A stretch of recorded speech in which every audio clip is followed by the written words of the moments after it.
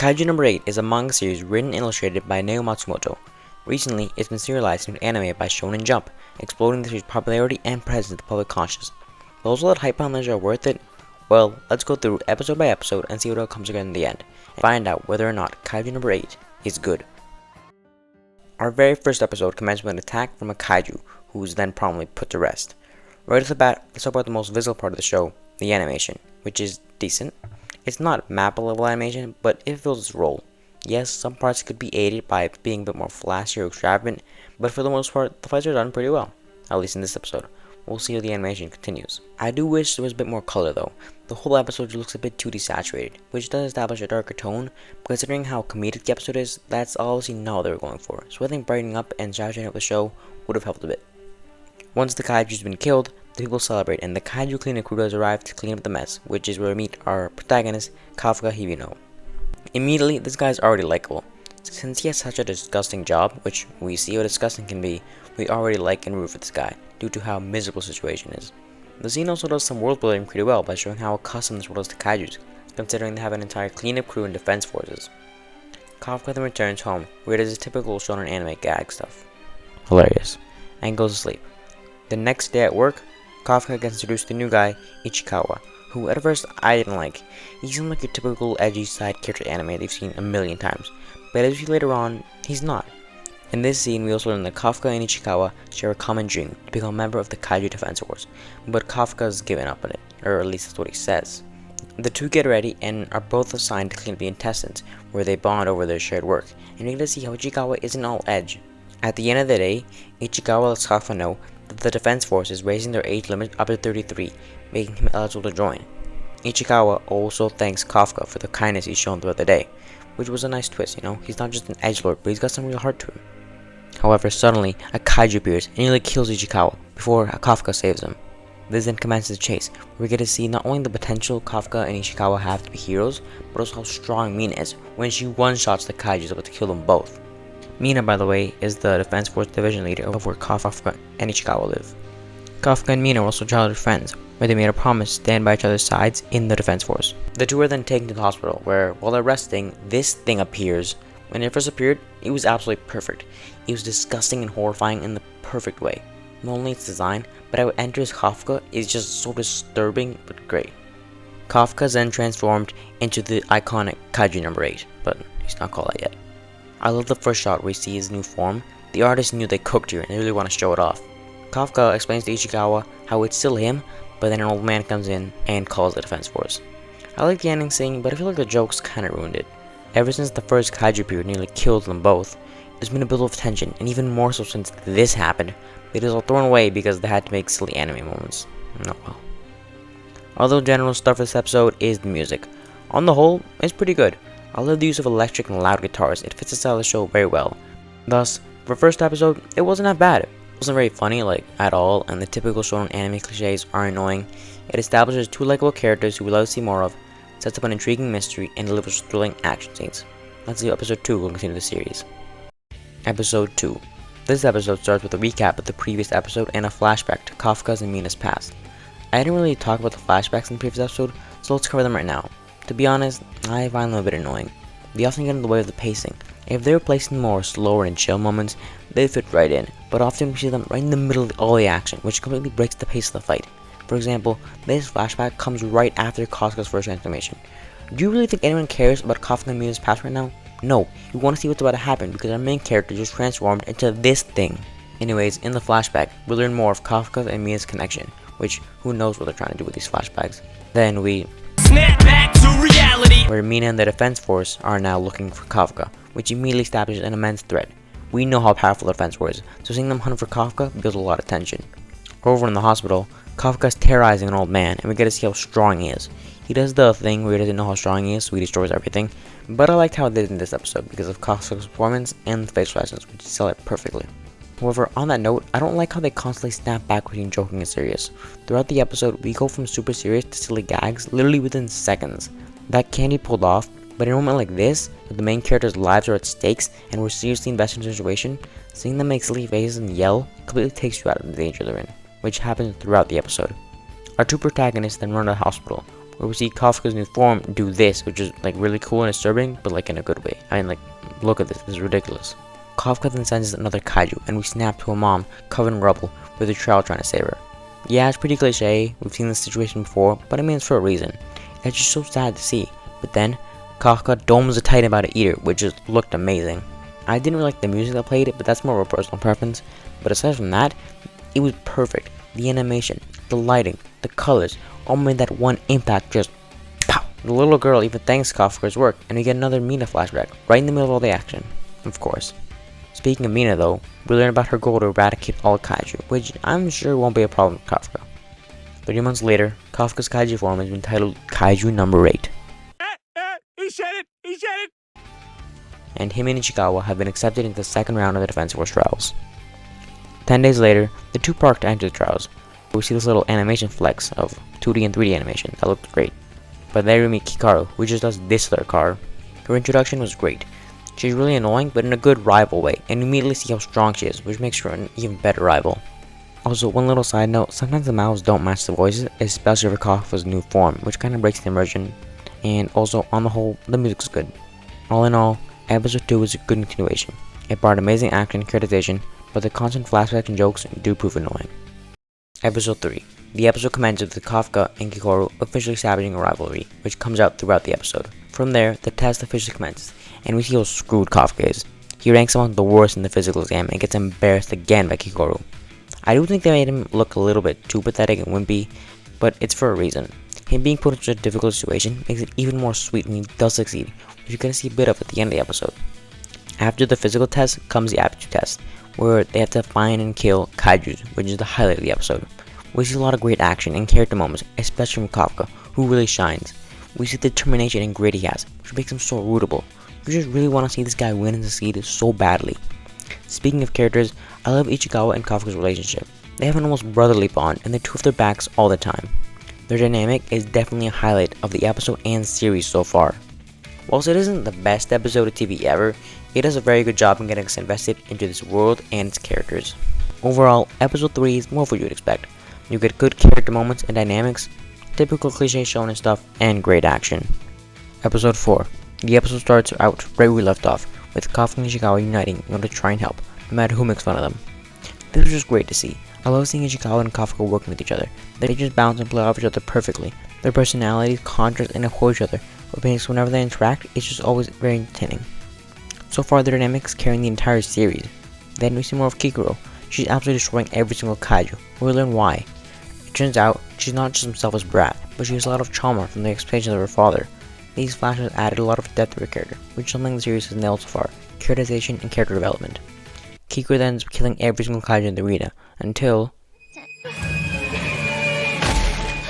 That moment was great. For the past 2 episodes, Kikaru's build was basically unstoppable, so seeing her shot was incredibly shocking. It was also so sudden that it completely catches you off guard. Great moment. Suddenly, all the kaijus come back to life, and this guy seems to be doing it. I love this guy's design and voice, it's just so unsettling, which sets him up as an immense threat with the series. The revived kaiju then completely wipes the floor against Kikaru, until Kafka shows up. He reveals his kaiju form to her, and we get an amazing fight. I say fight, because it only ended in... Like Kafka's previous fight, it was great. The animation, colors, lighting, and shots all made this single punch incredible. I also love how the kaiju dies, his skin peeling off which is so raw. But quite literally, in the middle of the fight, Kafka keeps making jokes.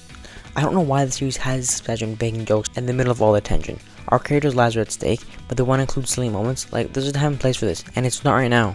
Anyways, aside from that, the fight was great for both Kafka, Kikaru, and Ichikawa, who arrived later on.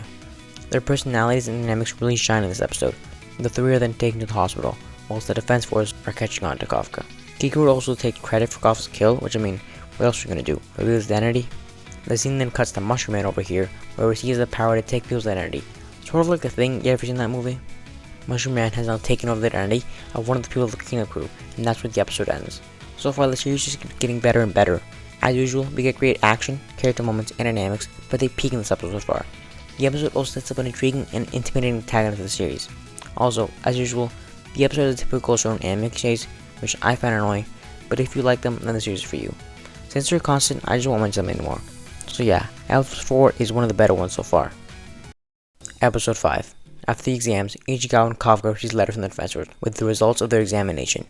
The scene then cuts to the Defense Force headquarters, where the examinees who passed are meeting up to be inducted into the Force. In the meeting, we meet the rest of the Defense Force members.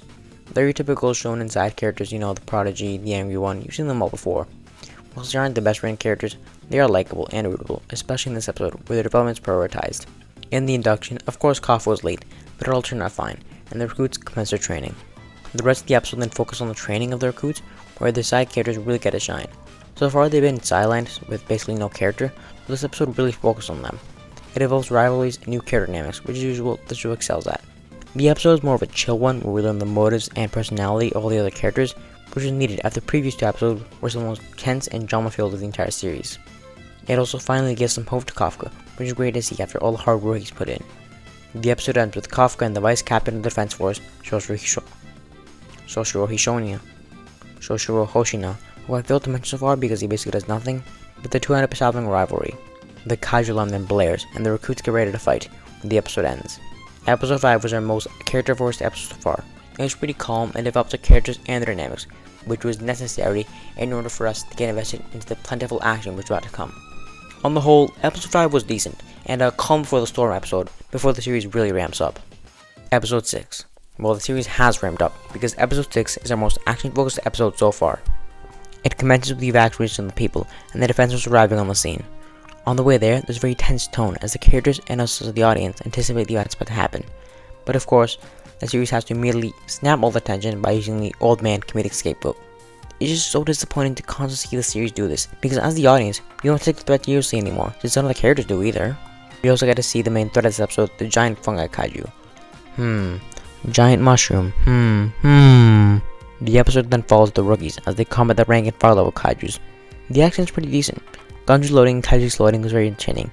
There's also a lot of good blends between 3D and 2D animation, which I won't mention anymore, but just know what happens throughout the series and it looks great. The episode also establishes new dynamics between the veterans and newbies, who constantly go at each other throughout the episode. We also get some pretty good world building, as we learn of new powers, abilities, and tactics exploited by the Defense Force and the kaijus. However, our highlight of the episode is surprisingly a non-action moment. Kafka using his experience and intellect in order to find the kaiju's weak point and beat out the system was a great character moment, showing how he can be useful even without his powers, something that's been lacking so far in the series. It also has great moments for Ichikawa, who gets to shine a lot. The episode comes to a climax when Mina arrives and destroys the boss kaiju. That was just amazing. Like before, the series excels in very flashy, one-hit shots, and as usual, it's great. At the end of the episode, we finally find out who's the cause of all this mayhem, and of course, it's Mushroom Man. So far, the entire episode had a surprisingly more lighthearted tone. Like, the Defense Force never really felt in danger. But as soon as we see this guy, the tone just shifts to complete dread, because we know that this guy's serious and he can do a lot of harm. Episode 6 is definitely the most action-focused episode so far. Paired with great character moments, new dynamics, and stunning visuals, it's definitely the highlight of the series so far. Whilst it does rely on many typical cliches, the episode also builds on the biggest threat of the series and leaves episode 7 with a lot of expectations. Episode 7. This episode not only delivers on the expectations of the previous episode, but exceeds them, giving us one of the best and most tense action-filled episodes of the series so far. The episode picks right back up from where last left off, with Ichigo and Ihara confronting Mushroom Man, who is actually Kaiju number 9. His threat is immediately delivered upon through the way he just treats them. He's not even trying, and he almost kills them both. Ichikawa tells Ihara to run, and he does, but then he eventually comes back. The whole opening brought a ton of character development and characterization, as we not only find Ihara's motives, but we see Ichikawa risking his life to save others, despite the truly impossible odds. The Defense Force then informed everyone that Ichikawa and Ihara's vitals have gone missing, where thusly Kafka transforms into his Kaiju form and looks to find them. Just as Kaiju number 9 is about to kidnap Ichikawa, Kafka delivers this incredibly satisfying punch. The scene also finally learns how to balance the humor. Kafka jokes Ichikawa, but unlike the normal gags series, it's not played for laughs. Instead, he should show Kafka's personality. There's no music or visuals along with the joke. The writers knew that it wasn't funny, and instead used it to demonstrate how Kafka will always look on the bright side and uplift others. Back to Kaiju number 9, throughout the series, he's been incredibly intimidating, so seeing him finally in trouble was just so satisfying to watch. The two then enter an actual fight, which was just great. As usual, it was an amazing spectacle to behold. Kafka actually wins the fight, but unfortunately, Mushroom Man is able to escape, and thusly, Kafka does the same. Kafka escaped to an alleyway, where we see him safe, until someone appeared. Yup, Captain Hoshina found him, and he immediately goes to the kill. We've always seen Hoshina not really taking anything seriously, so when we finally see him here, it was a great juxtaposition to show how, for lack of a better term, locked in he is. So yeah, episode 7 is one of my favorites so far. It finally lets the gravity of this dire situation settle in, without breaking the tension with jokes. The action delivered was amazing, and it pays off not only the build-up of Kaiju number 9, but also Kafka's Kaiju form, which just gets better and better with each subsequent appearance. Episode 8. This episode actually a calm one, but it doesn't start that way. It immediately resumes the fight between Kafka and the Vice Captain, but it's not really a fight. The Vice barrages Kafka with several strikes, but Kafka just retreats. The fight really demonstrates how dangerous Hoshin is, and his motivation to kill all Kaiju. He's even able to reveal Kafka's weak point, but after destroying Hoshin's blade, Kafka is able to escape. As usual, the fight was great, and I love the purple aura Hoshin has, it's just a great little touch. Kafka's animations are also great, and the colors are so vibrant, even if it's in the middle of the night. Kafka then meets with Kikuru, who discusses the situation, and Hoshin ponders the fight, getting closer to discovering Kaiju number 8's true identity. We then see Kaiju number 9, who's living through the road when this poor guy tells him to get off the road. As soon as this guy talked to him, we knew exactly what happened, and so did the show, because they don't even show the kill. We just cut to Mushroom Man driving the car and going into hiding. Whilst Kaiju number 9 is a pretty cliche anime villain, he is intimidating, so I like him well enough for now.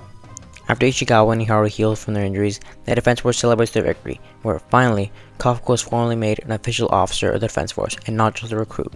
It was a great moment to see, and the culmination of the entire arc throughout the series so far. The episode ends with Kafka seeing the Vice Captain train at night, to kill Kaiju number 8, and in the night sky, this little demon and his birds above. So obviously, they're super nice and just here to give some presents. So this episode was a more middle tier episode. It's not bad, but it just serves to end the previous arc while setting up the next one.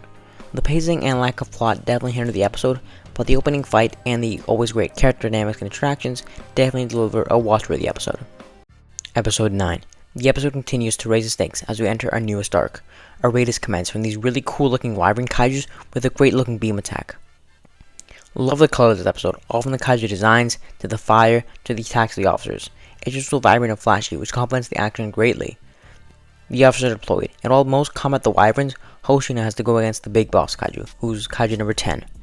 On the topic of the kaiju though, all of them in this episode look great. I love how weird their body movements are, and it makes them really intimidating and unsettling. In the fight, Kikoro even gets her own unique weapon, with special moves, and here's a pet peeve, but it's kinda silly how each character names their moves. Like, in reality, if you're in a fight and someone punches you while saying, "Oh yeah, that's my punch style number 2, Omega Punch," like, that's pretty ridiculous and silly. But I guess it's just one of those things you accept in media. The action also puts the characters into dynamics, as Ichikawa and Kukuru interact a lot in this episode, letting their dynamic grow and develop, which has been lacking so far in the series. The same also applies for the other characters, as they and their dynamics get time to shine. Hoshina eventually lures the boss kaiju into the training ground, where the two's fight truly commence. Their fight was great. Hoshina's slashes and the kaiju's punches were greatly animated, but sometimes the kaiju was a bit hard to understand. The fight contained tons of combos, diversions, and twists, which made it incredibly entertaining and one of the best fights in the series so far. As the wyverns are being wiped out and the boss kaiju is on his last knees, he transforms into a giant version, and the fight is rejuvenated, with Hoshina facing an even bigger threat. Whilst the episode wasn't very Kafka focused, it worked to the episode's advantage, as it was able to develop a lot of the characters and the dynamics that needed help. As a result of the brutal action, great character development, and rising climax, this makes episode 9 one of the best so far. Episode 10. The episode picks up right where we left off, with Hoshina fighting this boss kaiju in his giant state. One thing I have to say about Kaiju number 10 is that he's pretty cliche. He gives the most basic and generic anime bad guy lines ever, but it doesn't really matter as he's not really supposed to be a character, he's just supposed to be a scary punching bag. However, that leads to him lacking any real depth, and thus, we're less invested into the situation and plot. Anyways, the two duel for around the entire first quarter of the episode. There are many moments where it seems Hoshina is about to die and can't defeat the kaiju. Just as he's about to die, Mina appears, and what do you think she did? This whole first fight was great. We learn more about Hoshina's past, how he's always been doubted, but how Mina was the only one to ever trust him, a moment that was paid off later in the episode. As soon as Mina's here, the fight's basically over. Yeah, the kaiju does try some dirty tactics, but he ends up failing. Mina, with the rest of the defense force, are eventually able to kill the kaiju. As the defense force take a breather after their hard-earned victory, they suddenly notice this massive tumor-like thing in the sky, and it's about to explode with the power of an atomic bomb. All hope seems lost, until finally, Kafka reveals his identity as Kaiju number 8. He's able to punch back the giant tumor-like thing, at the cost, of course, of revealing his identity. That scene was just a great moment for him. In the last few episodes, he's been sidelined a bit, and even for the majority of this episode, but finally in the end, he's able to take back the spotlight and show why he's the protagonist. His transformation was so great. You know exactly why he did it, but you also don't understand why the defense force fears him. He's a complete mystery and wildcard to them. After the explosion, Mina holds Kafka at gunpoint and takes him into custody, where the episode ends. Episode 10 delivers more action. This episode is the most action-focused one so far, as we basically have no time to breathe. The episode also finally pays off moments we've been waiting the entire series for. Pair that with the stunning visuals, fluid animation, and always great characters. Episode 10 is another amazing action-filled episode as the series reaches its end. Episode 11. We're now onto the penultimate episode where we learn and see a lot of new stuff. But firstly, how's Kafka doing? Well, he's been taken into custody and then promptly transported to the main headquarters of the Defense Force. On the way there, Kafka and Mina talk, where we learn she's still on his side. Not only her though, the entirety of Division 3 is on his side and stands with him. All those great dynamics and moments between the characters throughout the whole series are paid off in this episode, as they stand by him, no matter what the higher-ups do or think. At HQ, Kafka undergoes many physical exams, and it turns out his heart is replaced with a Kaiju core. That single revelation brings so many questions, like, is Kafka even human anymore without his literal heart? Through the episode, we cut back to the members of the Defense Force, and how they're each trying to help Kafka, even though they're being separated and sent into separate divisions. Back in HQ, Director Commander Shinomiya has come to personally deal with Kafka. Kafka tries to play with the commander, but the commander's lust for Kaiju blood does what you think it does. The two commence another great fight, and it all culminates with Kafka being transformed fully into his Kaiju form. However, something goes wrong, and he loses control of his body, going into a completely animalistic state. This episode is another great one. While it does sometimes meander a bit, constantly snapping back between the same characters, it does deliver many emotional and great character moments, as it pays off so many dynamics everyone has between one another. Coupled with the stellar animation of the fight and Kafka's undying will, which we just love to see, the episode leaves the viewer hooked as we enter the finale. Side note, they're using the music way better. In some scenes, there's no music at all, which helps with the dire tone, and in others, it's used perfectly to complement the action. Also, I failed to mention this, but they've been doing way less for those cliche anime jokes, which is great. I love how they're finally taking the situation more seriously, which in turn gets us the audience more invested into the plot and characters. Episode 12. We've made it to the finale. It is a good... Well, the episode starts with the fight against Kaiju No.8 and Director Shinomiya. And yes, I mean Kaiju No.8, not Kafka. This fight is easily the best in the entire series. I mean, it's basically a fight against two numbered Kaijus, who are the strongest of all Kaijus. The animators definitely went all out for the finale. The fight was just so intense, and we're on the edge of our seat, hoping Kafka can take back control of his body. Eventually, Kaiju No.8 ends up getting the upper hand against Shinomiya, and just as he's about to kill him, Kafka takes back control of his body and pierces his own core. After the fight, Mina is called to the HQ meeting room, where the directors must decide on Kafka's fate. After Mina gives a speech vouching for Kafka and some thought from Shinomiya, he eventually decides to keep Kafka alive and use him as a weapon. The scene annoyed me, but in a good way. The director is just so annoying and antagonistic to Kafka, but that makes his eventual survival even more satisfying. The episode continues with Kafka and the director chatting on their next move, the rest of the 3rd Division being informed on Kafka's fate, and a tease, as you see Kaiju No. 9 who's been playing chess to collect human intellect. Like, I know chess is a game that requires a lot of intelligence, but that's a bit silly. A Kaiju won't be able to learn entirely how humans work just from playing a board game with them, but that's just a small nitpick. Anyways, we learn how Mushroom over here is planning an attack on the Defense Force with another mysterious Kaiju, and the episode ends. Altogether, episode 12 does a good job at ending the season and setting up the next one. It leaves us with an interesting cliffhanger to lead right into the next arc. It sets up a lot of interesting character dynamics to explore in the next season, like how not everyone fully supports Kafka being used as a weapon, or how Ocean and Kikuru will be ready to kill Kafka if needed. I would have loved to see Kafka talk with Mina or Ichigawa one last time in the season. I mean, Kafka's dynamic with Ichigawa is what basically carried the early parts of the show. Also, I don't know where else to put this, so I'll just put it right here because we're talking about the characters, but I love Kafka and Kikuru's development throughout the show. They started out as rivals who basically hate each other, and then developed into actual real friends who care for one another. Same with Kikuru herself. We didn't really like her at the start, but by the end of the series, we actually care for her, and she's one of the best characters in the whole show. But for what it is, episode 12 wraps up the season well, while setting up season 2 for another action-filled dramatic season of Kaiju No.8.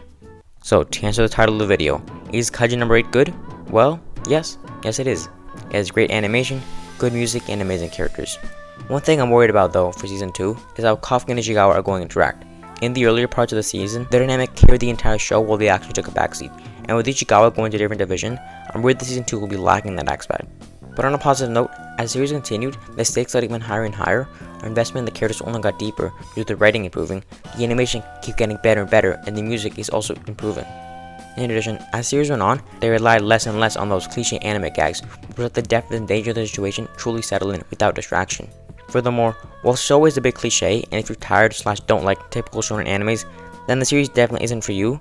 But if you are a fan of those type of anime or Kaiju monsters, I definitely recommend you give Kaiju No.8 a watch. Thanks for watching, and what did you think of Kaiju No.8?